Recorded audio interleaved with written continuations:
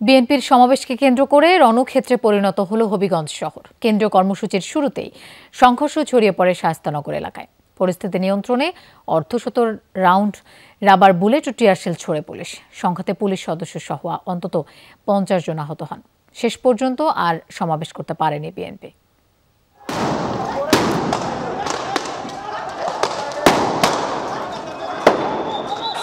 চেয়ারপারসনের সুচিকিৎসার দাবিতে চলা সমাবেশকে কেন্দ্র করে পুলিশের সাথে বিএনপি নেতাকর্মীদের এই সংঘর্ষ।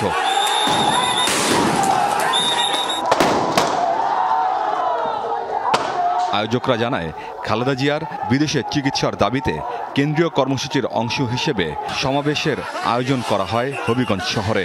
বিভিন্ন স্থান থেকে মিছিল নিয়ে শায়েস্তানগরে জড়ো হতে থাকেন সমর্থকরা। কেন্দ্রীয় নেতাদের অভিযোগ, এ সময় পুলিশ বাধা দিলে তা উপেক্ষা করে এগিয়ে যায় তারা। এক পর্যায়ে লাঠিচার্জ করলে আইন শৃঙ্খলা রক্ষাকারী বাহিনীর সাথে বাধে সংঘর্ষ। আমাদের কয়েকজন নেতা বক্তব্য রেখেছিল, তারপরে এই রাস্তার দুই দিক থেকে পুলিশ এসে আমাদের মঞ্চ পর্যন্ত যে পরিমাণ যে পাশবিক অত্যাচার, যেভাবে টিয়ার গ্যাস এবং গুলি ছুঁড়ে এই যে আমরা সমাবেশটা করছিলাম সেইটাও তারা বানচাল করে দিয়েছে।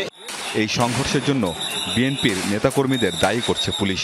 আমরা শান্তিপূর্ণভাবে এখানে ডিউটি করতেছিলাম, আমাদের যারা ফোর্স অফিসার আছে সবাই শান্তিপূর্ণভাবে ছিল, কিন্তু ওদের যখন ঢাকা থেকে লিডার আসছে তারপর ওরা বিভিন্ন দিক থেকে মিছিল নিয়ে আসে, হঠাৎ করে আমাদের উপর অতর্কিতে হামলা চালায়।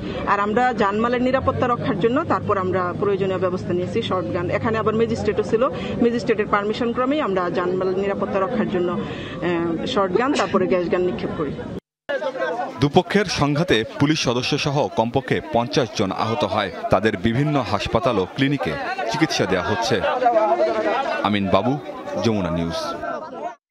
হবিগঞ্জের পরিস্থিতি জানবো, আমাদের সাথে যোগ দিচ্ছেন সহকর্মী প্রদীপ দাস সাগর। প্রদীপ, এখন এলাকার পরিস্থিতি কেমন দেখছেন, আর যারা আহত হয়েছে তাদের কি অবস্থা একটু জানাবেন?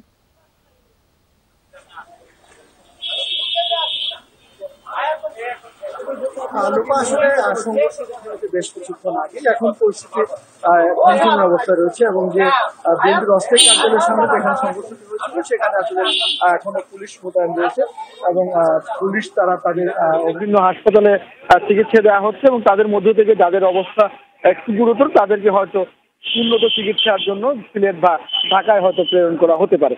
আর সংঘর্ষের বিষয়টি যেটুকু আমি আপনাকে বলে রাখি যে বেলা 1:30টার কিছু পর আসলে ছাত্রদল এবং যুবদলের মিছিল সহকারে তারা যখন সমাবেশ চলে আসছিলেন তখন তারা রাস্তায় একটি টায়ার পুড়িয়ে মূলত অগ্নিসংযোগ করেন এবং সেটি থেকেই মূলত আসলে পুলিশের সাথে তাদের বিরোধটি বাধে এবং এরপরে পুলিশের সাথে তাদের দফায় দফায় সংঘর্ষ হয় এবং এই সংঘর্ষ প্রায় 1.5 থেকে 2 ঘন্টা পর্যন্ত সংঘর্ষটি চলে এবং সংঘর্ষ চলাকালে শতাধিক রাউন্ড রাবার বুলেট এবং টিয়ারশেল নিক্ষেপ করা হয় এবং এই ঘটনায় উভয় পক্ষের পুলিশের প্রায় 20 জনের মতো আহত হয়েছেন এবং এর বাইরে বিএনপি, যুবদল, ছাত্রদলের অন্তত আরো 20-30 জন নেতাকর্মী তারাও আহত হয়েছেন। আর বেলা 4টার দিকে কেন্দ্রীয় বিএনপি স্থায়ী কমিটির যিনি সদস্য রয়েছেন ডক্টর খন্দকার মোশাররফ হোসেন, তিনি এবং তার সাথে যারা এসেছিলেন তারা আসলে হবিগঞ্জ ত্যাগ করেন এবং তার পর আসলে এই এলাকাটি ধীরে ধীরে শান্ত হয়।